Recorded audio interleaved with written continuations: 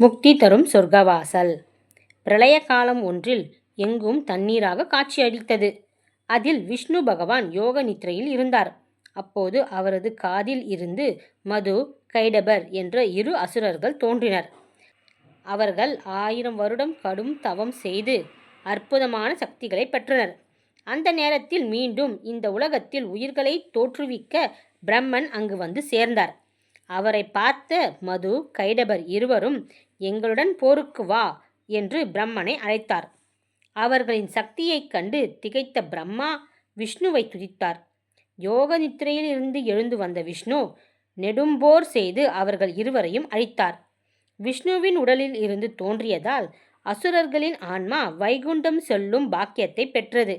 அப்படி அவர்கள் வைகுண்டம் சென்ற தினம் ஒரு மார்கழி வளர்ப்பிறை ஏகாதேசி ஆகும்.